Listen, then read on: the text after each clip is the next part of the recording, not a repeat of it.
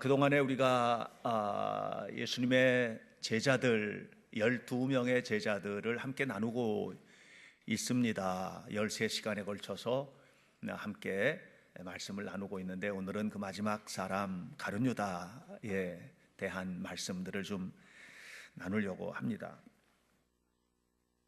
가룟 유다에 대한 평가가 굉장히 좀 우리가 생각하고 있는 유다와는 다른 평가를 내리는 사람들이 있습니다.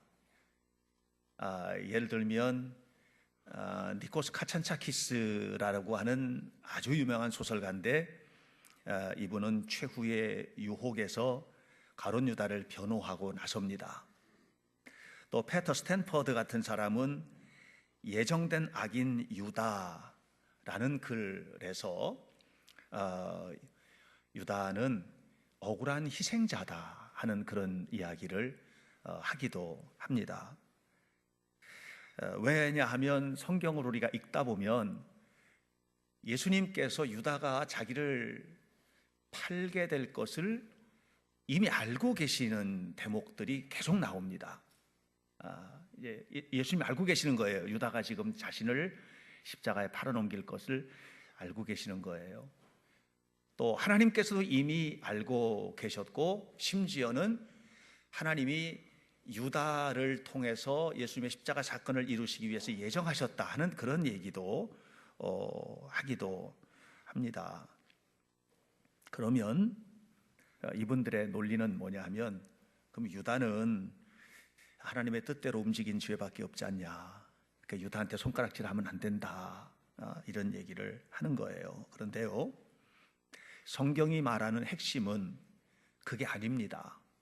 그러니까 우리가 성경을 깊이 넓게, 또 창세기부터 요한계시록까지의 모든 성경을 구속사의 입장에서, 다시 말하면 인간을 구속하시기 위하신 하나님의 손길이라는 의미에서 우리가 성경을 살펴볼 필요가 있습니다.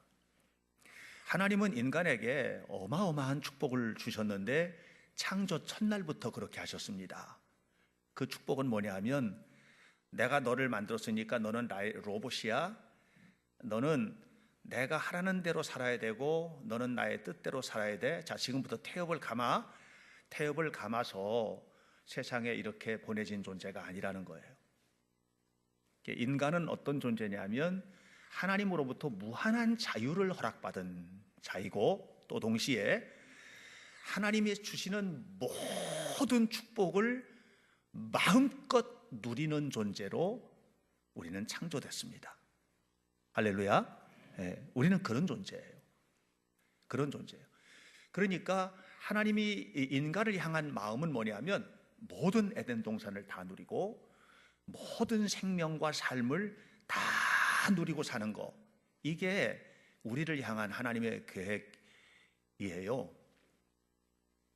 그런데 그런 것들이 하나님의 피조물로서 누리라는 거예요. 너는 하나님이 아니라는 거예요. 그럼에도 불구하고 너에게 하나님의 자유와 같은 자유를 주겠는데, 그 자유를 가지고 이 땅에서 내가 허락한 것들을 누리고 살라는 거예요. 그러나 인간은 그렇게 살지 못했습니다. 거기에는 뭐가 있느냐면 오늘이라는 삶이 있습니다. 사람은 이미 과거는 지나갔어요. 미래는 우리의 것이 아니에요. 미래는 우리의 시간이 아닙니다, 결코. 우리는 지금 이곳에서 오늘을 사는 거예요. 현재를 사는 거예요. 그래서 건강한 신앙이라는 것은 뭐냐면, 하나님의 축복을 마음껏 누리는 신앙이라는 것은 지금 내가 행동하고 말하고 생각하고 그리고 가는 걸음이 하나님께 합한 마음과 삶으로 걸어가는 거예요. 바꿔 말하면 하나님의 뜻 안에서 우리가 살아가는 거예요. 하나님의 말씀 안에서 살아가는 거예요. 그런데 그것을 아담과 하와가 실천하지 못했을 때 그에게는 엄청난 축복이 예비되어 있었음에도 불구하고 에덴 동산에서 추방되는 불행한 처지가 되어버리고 만 겁니다. 여러분, 우리 모두는요, 하나님의 축복을 누릴 자격자입니다. 여러분 우리 모두는, 저와 여러분 우리 모두는 하나님의 놀라운 복을 누릴 자격자입니다. 약속하셨습니다. 하나님께서. 성경에는 엄청난 약속들이 우리에게 주어져 있습니다. 그 약속을 믿고 살아가는 거예요. 그래서 신실한 믿음이라는 게 뭐냐면, 내가 좋은 믿음의 사람이라는 것은 그 약속을 의심하지 않는 거예요. 그리고 하나님께서 말씀하신 그 약속을 지키기 위해서 오늘 이 시간에 하나님이 기뻐하시는 삶을 살아가는 거예요. 이게 신실한 믿음의 사람인 겁니다. 이런 사람에게 하나님께서 약속하신 모든 것을 주시는 거예요. 그렇다면 제자들의 미래는 자기들이 노력해서 얻은 게 아니에요. 과거에 그들은 어부였고 세리였고 뭐 그런 사람들이었어요. 과거에. 그들이 준비하고 애썼던 것들이 자연스럽게 제자로 만들어진 게 아니에요. 그들은 제자로 부름을 받았어요. 예수님께서 부르신 거예요. 그리고 그들에게 제자로서 약속을 주셨고, 그들이 그것을 그대로 수행할 때 하나님은 세계 역사 속에 가장 위대한 하나님의 사람으로 세워주신 거예요. 여기에 중요성이 있어요. 그런데 유다는 이런 하나님의 약속에 집중한 것이 아니고 자기 생각에 집중했어요. 유다는, 이제 우리가 함께 나누겠지만, 유다는 끊임없이 자기 감정에 충실했고 자기 생각에 충실했던 사람이에요. 그러다 보니까 하나님의 약속보다도 하나님이 자신을 택하고 부르신 이유에 대한 어떤 헌신보다도 자기 자신에 대한 생각이 훨씬 더 강했던 거죠. 예수님은 계속 말씀하셨어요. 그걸 아는 거예요. 지금 주님이 유다에게 너가 나를 팔 거야, 하나님의 뜻이야, 이게 아니고 유다의 마음을 주님께서 다 알고 계시는 거예요. 지금. 그래서 이걸 돌이키기 위해서 계속 말씀을 던지세요. 주님이 계속. 그러니까 주님은 다 알고 계시니까 그걸 이제 이 저주스러운 인생의 길에서 끊어내고 싶은 거죠. 그가 걷고 있는 이 불행한 삶에서 끄집어내고 싶은 거죠. 그런데 유다는 자기 생각을 포기하지 않습니다. 그리고 기회를 찾더라. 오늘 어떤 기회를 찾는 거예요? 예수님 넘겨줄 기회를 찾는 거예요. 이것은 하나님께서 유다에게 예정한 것이 아니에요. 유다가 결정한 것이고 유다가 그 길을 걸어간 거예요. 결국은 유다가 저주받는 이름이 되었습니다. 3년 동안이나 예수님을 따라다녔지만 자기 자신을 포기하지 않았던 제자. 예수님께서 유다를 향해서 뭐라고 얘기하느냐면, 마가복음 14장 21절에 차라리 나지 않았으면 좋을 뻔했던 제자, 아예 태어나지 않았으면 좋을 뻔했던 사람, 유다입니다. 오늘 우리는 유다를 통해서 우리의 신앙의 삶을 되돌아보고 하나님께서 우리에게 계획한 모든 아름다운 것들을 이루어내기 위하여 아름답게 헌신하는 축복이 있기를 축원합니다. 그럼 유다는 누군지를 좀 알아야 됩니다. 유다의 정체성, 유다는 어떤 제자인가? 당시에 그냥 길거리에 굴러다니는 돌처럼 흔했던 이름들이 있어요. 여자의 이름 중에서는 마리아라는 이름이 그렇게 많았고요. 그래서 성경에 보면 마리아가 참 많죠. 또 유다라는 이름도 정말 흔했던 이름이에요. 유다라는 이름이 많았어요.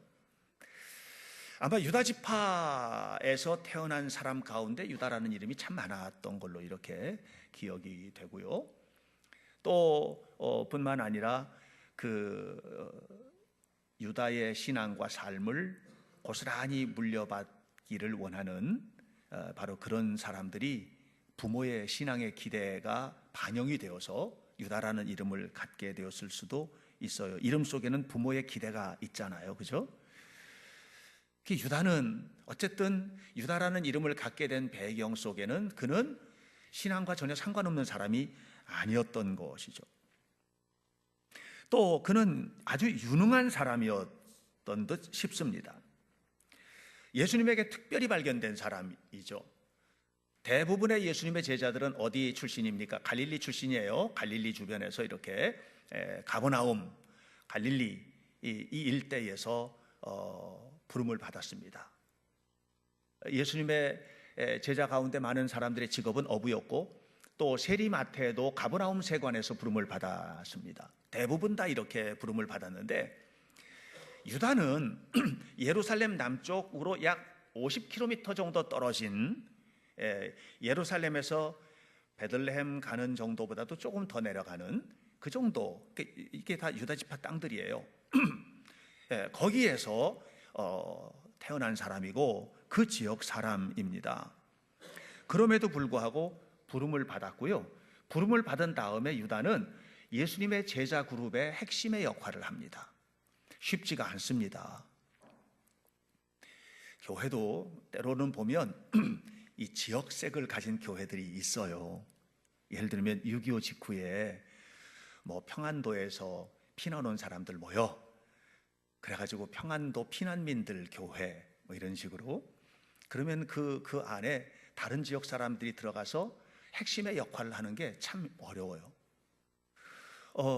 또 그것 말고도 호남 사람들 모인 교회 또는 영남 사람들 모인 교회 이런 식으로 모이는 교회들도 있더라고요.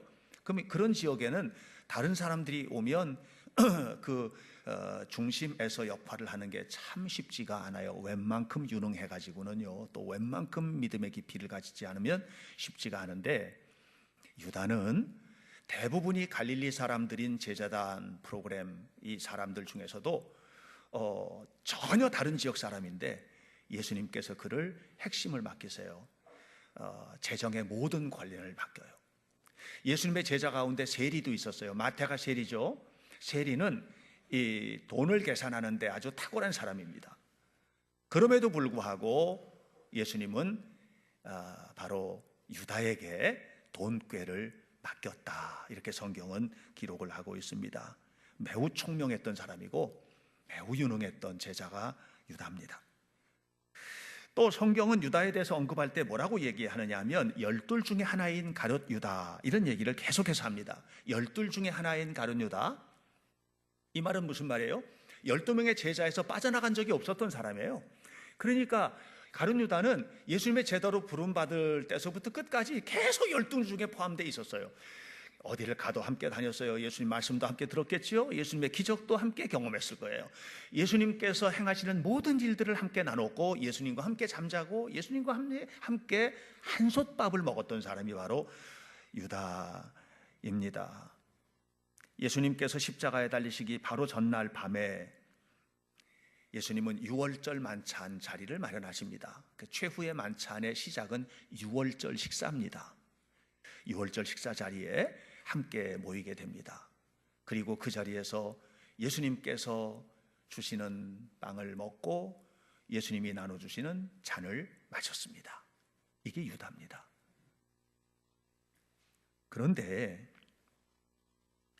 바로 그 12 중에 하나인 유다가 오늘 성경에 보니까 은 30에 예수님을 넘겨주기로 하고 예수님을 팔아 넘길 기회를 찾고 있는 것을 봅니다. 저는 저를 그냥 돌아보게 됩니다. 저는 현대교회 부름받은 목사이고 안수받았고 또 성직자로 하나님께서 세우셨습니다. 그럼에도 불구하고 저를 돌아보게 되는 것은, 제가 성도들 가운데 누구를 판단하고 누구를 뭘 하겠습니까? 중요한 것은 뭐냐면 나도 12 중에 하나인 유다 같은 사람이 혹시 되면 어떡할까, 이런 생각을 갖게 되는 거예요. 제가 부름받은 날부터 지금까지 말씀을 공부하고 신학을 공부하고 또 항상 교회 안에 있었고, 여러분들은 이제 어떤 프로그램이나 되면 교회 오시지만 저는 항상 교회 안에 있고 늘 교회에서 일을 하고 신방을 하고 기도하고 말씀을 보고 이렇게 사는 사람이잖아요. 그럼에도 불구하고 주님께서 마지막 날 나는 너는 나와 상관없어 이렇게 말씀하실 수도 있지 않을까 하는 생각이 두려운 겁니다. 그러면 여러분들은 어떠시겠습니까? 여러분들은 모두 자신 있습니까? 정말 하나님 앞에서 우리는 자신 있는 존재인가 하는 것들을 생각해 보게 되는 거예요. 지구촌 교회에서 목회를 하시고 지금 은퇴하신 이동원 목사님은 유다에 대해서 이렇게 12 제자를 해석하는 그 책에서 이렇게 말을 합니다. 한 번도 믿지 않았던 제자, 이게 유다라는 거예요. 한 번도 믿지 않았던 제자. 전 사랑하는 여러분, 정말 하나님께서 우리의 삶을 바라보시면서 다윗에게 주셨던 말씀, 내 마음에 합한 자, 이런 축복이 우리 것이 되기를 바랍니다. 그런데 예수님은 마가복음 14장 21절에 아까도 얘기했다시피 차라리 나지 않았으면 좋을 뻔했던 자, 이렇게 이야기를 하고 있습니다. 요한복음 17장, 또 요한복음 6장, 요한복음 12장 이 보면 예수님께서 또 성경이 유다에 대해서 말할 때 무슨 얘기를 하냐면 기가 막혀요. 멸망의 자식, 이렇게 얘기합니다. 유다에게 아직 제자예요 지금. 근데 멸망의 자식. 요한복음 6장에서는 마귀라고 얘기합니다. 요한복음 12장 6절에서는 유다를 일컬어서 도적이라고 말합니다. 12 중에 하나입니다. 그런데 이렇게 이야기를 하고 있습니다. 무서운 얘기죠. 예수님은 이런 제자들을 향해서 요한복음 17장에서 이렇게 말씀하십니다. 하나 되게 하소서. 하나 된다는 게 뭘까요? 내가 다 없어져 버리고 그냥 똑같이 통일된다는 얘기입니까? 여러분 보세요. 예수님의 제자 중에서는 베드로도 있고 안드레도 있고 그 중에서 어부죠, 어부. 그런 가운데 또 세리였던 마태도 있고 또 열심당이었던 시몬도 있고 또 성사학자들은 가룟 유다도 열심당 가운데 한 사람이었다고 말합니다. 열심당들도 있고 이런데 다 지워버리고 그냥 똑같은 사람이 된다는 얘기입니까? 아닙니다. 하나가 된다는 건 뭐냐면은 하나님을 아버지로 부르는데 하나가 되는 겁니다. 그러니까 우리는 하나님을 아버지로 부르는데 하나가 된 사람들이에요. 바로 그런 자녀들인 거죠. 그런데 유다는 하나님을 아버지로 부르고 예수님을 주로 부르는 일을 못한 겁니다. 이것이 문제죠. 결국 유다는 3년을 예수님을 따라다녔지만 좀처럼 변화되지 않은 제자, 좀처럼 변화되지 않은 사람, 좀처럼 변화되지 않는 정신, 좀처럼 변화되지 않는 삶을 살았던 사람인 것입니다. 왜 그랬을까요? 그것은 가룟 유다가 주님을 따라 나서는 동기부터가 문제입니다. 그 동기가 뭐냐 하면 자신의 꿈을 이루기 위한 것입니다. 시몬과 똑같습니다. 이스라엘을 회복하는 것, 이것이 유다의 꿈인 겁니다. 유다는 예수님을 따라다니게 된 동기가 예수님의 엄청난 능력을 봤을 겁니다. 예수님이 어마어마한 일을 하셨잖아요. 죽은 자가 살아나고, 그죠? 병든 자가 예수님 앞에 오면은 고쳐지지 않은 사람이 하나도 없는 겁니다. 군대 귀신 들린 자가 귀신이 떠나가고, 그 말씀을 들으면 생명의 말씀들이 폭포수처럼 쏟아지는 겁니다. 이렇게 주님의 말씀을 들으면서 가룟 유다는 생각했을 겁니다. 저분이라면 세상을 바꿀 사람이다 말이죠. 저분이라면 세상을 바꿀 사람이다. 자, 그러면 저분이 바로 내 꿈을 이루어줄 사람이다, 이겁니다. 시몬도 그랬습니다. 시몬도. 그런데 시몬은 변화가 됐거든요. 예수님의 말씀을 따르고 계속하면서 그 말씀을 마음에 새기면서 변화가 된 거예요. 그런데 유다는 끝까지 자기 생각을 떨쳐내지 않습니다. 예수님께서 예루살렘에 입성하실 때 군중들이 호산나 다윗의 자손이 하고 외칩니다. 그렇게 할 때 유다 너무 신났겠지요. 함께 서서 호산나 다윗의 자손이 하면서 외치고 노래하고 찬양하고 따라다니면서 이제는 끝이다, 이제 로마는 끝이다, 이스라엘은 회복된다, 이런 생각을 가졌을 것입니다. 그런데 예수님이 아무 행동도 안 한 겁니다. 예수님은 제자들의 삶이 하나님의 마음에 합하게 변화되길 원하는 거예요. 그런데 유다는 예수님이 바뀌길 원하는 거예요. 그런데 예수님이 안 바뀌는 거예요. 처음 말씀하셨던 대로 그대로 가시는 거예요. 오늘 우리가 신앙생활을 하면서 정말 바뀌어야 될 게 뭘까요? 우리가 하나님 마음에 합하게 바뀌는 겁니다. 우리 마음이 하나님의 마음에 합하게 바뀌는 겁니다. 우리는 누구를 바꿀 만한 능력을 가진 존재가 아니요, 주님께서 하십니다. 성령께서 우리의 삶을 바꾸시고 우리의 태도를 바꾸시고 우리의 모든 것을 바꿔주시기를 간절히 축원합니다. 요한복음 12장 4절부터 5절을 보니까 예수님께서 이제 아무것도 안 하고 있는데 마음이 좀 불편한 거죠, 유다는요. 그런데 베다니 마리아의 집에서 특별한 일이 벌어집니다. 베다니 마리아가 옥합을 예수님의 머리에 붓는 거예요. 옥합을 붓는 거예요. 옥합을. 그런데 유다가 그 모습을 보면서 너무 속이 상한 거예요.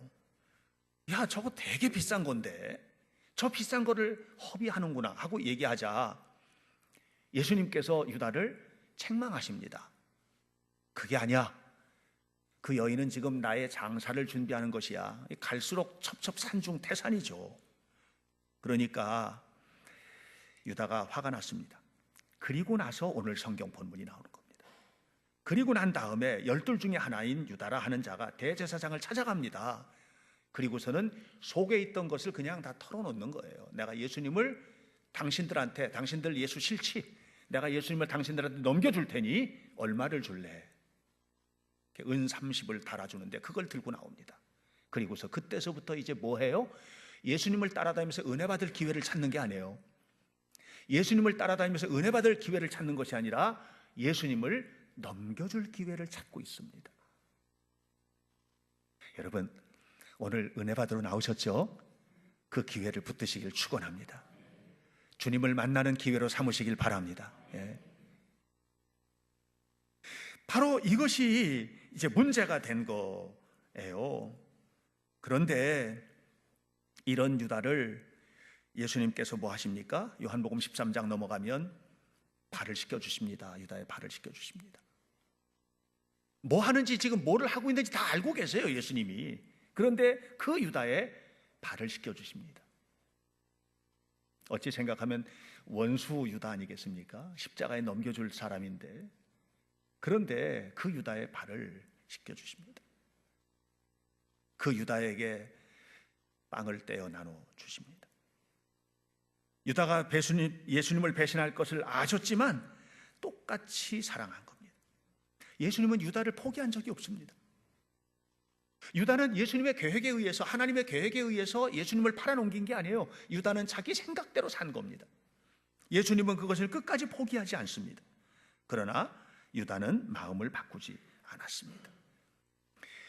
사람이 변화된다는 것이 정말 성령의 능력입니다. 성령께서 하시는 겁니다. 결심으로 바뀌어지는 게 아니에요. 우리 작심삼일이라는 말이 있잖아요. 우리 결심에서 얼마나 바뀌어요? 성령께서 만져주셔야 돼요. 성경에는 이렇게 변화되지 못한 사람들의 이야기가 너무 많습니다. 변화돼야 되는데 안 바뀌는 거예요. 왜 안 바뀔까요? 안 바뀌는 중심에는 내가 옳다는 생각이 자리 잡고 있는 거예요. 이것이 가룟 유다입니다. 사울이 그랬습니다. 사울이 바뀌지 않았습니다. 끊임없이 사무엘을 통해서 말씀을 하시고 환경을 통해서 깨닫게 하셨는데 사울 왕은 바뀌지 않았습니다. 그랬기 때문에 그는 마지막으로 죽음을 당하고 말아요. 아합 왕이 좀처럼 바뀌지 않은 사람입니다. 하나님께서 살아계신 것을 하늘에서 불덩이를 쏟아지면서 보여주셨어요. 하나님이 이렇게 살아계시다. 그런데도 하나님을 믿지 않고 바알을 따라다녔던 게 아합입니다. 이게 아합입니다. 여러분, 창세기 7장을 보면 노아가 방주를 준비하고 그리고 짐승들을 지금 다 태우고 합니다. 방주를 준비하는 동안에 사람들이 물어봤을 때마다 얘기했을 거 아니에요. 하나님께서 물로 심판하신다. 하나님이 물로 심판하신다. 그런데도 사람들은 콧등에도 듣지 않습니다. 그리고 모든 것들이 다 방주로 들어가고 마지막 노아가 들어가서 방주 문을 닫을 때까지도 그들은 바뀌지 않았습니다. 그렇게 그들은 다 죽어간 것입니다. 유다는 자기 생각을 끝까지 접지 않았습니다. 자신의 의의를 붙들고 예수님을 팔아넘길 기회만 찾고 있는 것입니다. 사랑하는 여러분, 우리는 정말 주님의 이름을 높이는 삶을 살게 되시기를 바라요. 하나님은 우리를 위해서 축복을 준비하셨어요. 오늘이라는 시간은 너무나 중요한 시간이에요. 우리의 축복된 삶을 위해서. 오늘 내가 무엇을 할 것이고, 내가 오늘 어떤 생각을 하고 있고, 내가 오늘 어떤 헌신을 하고 있느냐라고 하는 것이 너무나 중요해요. 왜냐하면 그렇게 된 사람들에게 하나님은 미래를 축복으로 주실 것이기 때문에 여러분 축복 받으시기 바랍니다. 하나님의 은혜 속에 살아가시기를 바랍니다. 유다는 그 생각을 하지 못한 거예요. 그리고 오늘 16절에서 말합니다. 그가 그때부터 예수를 넘겨줄 기회를 찾더라. 그리고 결국 예수님을 넘겨주고 맙니다. 유다가 정말 예수님을 사랑했을까? 전 유다는 정말 예수님을 사랑했던 제자가 아니라고 생각합니다. 유다가 예수님을 정말 사랑했다면 은30에 예수님을 넘겨줄 수가 없습니다. 어떻게 그렇게 합니까? 그러니까 이 말씀을 묵상을 하면서 제가 이 똑같은 본문이 이 성경의 마태복음 26장에 나오는 이 본문이 요한복음 12장에서 동일한 본문이 반복이 되는데, 이 본문들을 보면 거기에 어떤 얘기가 나오냐면은 예수님께 향유를 부어드린 한 여인의 이야기와 함께 바로 이 이야기가 연결이 돼요. 예수님께 향유를 부어드렸던 한 여인, 마리아이죠. 마리아. 그 여인은 예수님을 만나자 값비싼 향유, 그 향유는 300데나리온의 가치가 되는 것, 300데나리온의 가치는 오늘날 돈으로 얼추 환산하면 한 4, 5천만 원 정도? 굉장히 비싼 거예요. 그죠? 굉장히 비싼 향유예요. 그거를 옥합을 깨트렸다는 것은 그 향유는 향기가 생명이잖아요. 향유는 향기가 생명이거든요. 향기가 조금도 빠져나가지 못하도록 하기 위하여 완전히 밀봉된 거예요. 옥합에 넣어서. 근데 그걸 깨트려야만 열리는 거예요. 그걸 완전히 깨트려서 다 부어드렸습니다. 마리아는 기회를 본 거죠. 하나님 앞에, 주님 앞에 받았던 이 은혜를 어떻게 갚을까, 이 생각을 하면서 이 마리아의 마음속에는 온통 하나님 앞에 헌신할 기회만 엿보았을 것입니다. 그러다가 주님이 그 집에 왔을 때, 베다니에 자기의 집에 오셨을 때 옥합을 깨트려서 다 부어드린 거죠. 300데나리온이 하나도 아깝지가 않았습니다. 오히려 그것이 부족했습니다. 왜요? 마리아는 그만큼 예수님을 사랑한 겁니다. 그런데 똑같은 본문과 이어지는 오늘 성경에서 12 중 하나인 유다가 예수님을 은30에 처분해 버립니다. 은30에 처분해 버린 겁니다. 유다는 그 향유가, 부어지는 향유가 너무나 아까웠습니다. 저렇게 300데나리온이나 되는 저 엄청난 거를 저렇게 왜 버려? 너무나 그 허비되는 것이 아까웠습니다. 마리아는 이걸 다 부어드리고 눈물로 예수님의 발을 적시면서 자기 머리털로 주님의 발을 닦아드렸다고 그랬습니다. 이것이 마리아에게 예수님이라면 가룟 유다에게 예수님은 은30의 헐값에 팔아넘겨버리는 그런 존재였던 것이죠. 우리에게 예수님은 누구인가? 우리에게 예수님은 누구인가? 정말로 주님께서 말씀하시는 것을 가슴에 담고 그 말씀대로 살아내야만 하는 가치가 있는 분인가? 주님의 말씀이 쏟아지고 또 쏟아져도 들을 때는 은혜를 받고 감동을 하고 읽을 때는 좋은데 실제로 내 삶에 아무것도 아닌 분인가? 우리는 매번 살아가면서 사랑하며 살고 은혜를 나누고 살고 내가 죽어 살고 주님만 살아있는 그런 삶을 살고 있는가 생각해야 됩니다. 조금 제가 도전적인 말씀을 드리면 결국은 우리가 하나님 앞에 헌신하는 크기가 그게 믿음의 수준이에요. 하나님 앞에 내가 드려지는 물질, 하나님 앞에 내가 헌신하는 봉사, 하나님께 내 삶을 드려서 나누는 나눔, 원수까지도 사랑하는 마음, 그게 믿음의 수준이에요. 믿음이 수준이 되지 않으면 못합니다. 자식을 위해서는 재산을 팔 수 있어도 주님을 위해서는 호주머니 속에 나오는 동전도 아까운 겁니다. 그게 우리의 믿음의 수준인 겁니다. 사랑하는 성도 여러분, 그런데도 예수님은 유다를 끝까지 사랑하셨습니다. 요한복음 13장 1절 보면 세상에 있는 자기 사람을 끝까지 사랑하시니라 그랬습니다. 유다가 포함되어 있는 겁니다. 우리는 상황에 따라 사랑합니다. 여건에 따라 사랑합니다. 사랑할 사람을 사랑합니다. 사랑하지 못하는 사람은 사랑 못합니다. 왜냐하면 우리의 사랑은 상황과 여건에 따라서 전혀 다르기 때문에 그렇습니다. 그런데 주님은 끝까지 사랑하셨습니다. 유다가 회개할 기회를 수도 없이 주셨습니다. 성경을 보면 수도 없이 말씀하셨습니다. 이것은 예수님이 계획해서 아니에요. 그게 아니에요. 다 알고 계세요. 주님은 하나님이신데 왜 몰라요? 유다가 하고 있는 것, 유다가 하고 있는 짓을 다 알고 계세요. 주님은 끝까지 돌이키고 싶은 거예요. 끝까지. 심지어는 요한복음 13장 26절에서 예수님께서 빵을 떼어서 포도주를 찍어서 유다에게 줍니다. 예수님께서 그렇게 제자들에게 나눠주셨어요. 우리 성찬식 하는 것처럼 빵을 떼어서 포도주를 찍어 먹잖아요. 제자들에게 나눠주셨어요. 유다에게도 똑같이 찍어서 나눠주셨어요. 그리고 말씀하셨어요. 네가 하려고 하는 그 일을 속히 하라고. 이 무슨 얘기예요? 그냥 콕 찍어서 유다야 너 지금 뭐 하려고 그러지? 이렇게 말씀하신 거예요. 그런데도 유다는 돌이키지 않았어요. 유다는 죄를 지어서 망한 사람이 아닙니다. 여러분, 죄를 지어서 그것 때문에 망한다면 우리 다 망해야 돼요. 유다는 죄를 지어서 망한 것이 아니고 돌이키지 않아서 망한 겁니다. 회개하지 않아서 망한 겁니다. 주님 앞에 회개했을 때 주님은 용서하지 못할 죄가 하나도 없습니다. 베드로는 회개하고 승리했고 다윗은 엄청난 죄를 졌는데 회개하고 더 의로워졌습니다. 여러분, 회개하는 것이 생명임을 믿으시기를 바랍니다. 유다의 문제는 뭐냐면 자기 생각대로 신앙생활을 한 겁니다.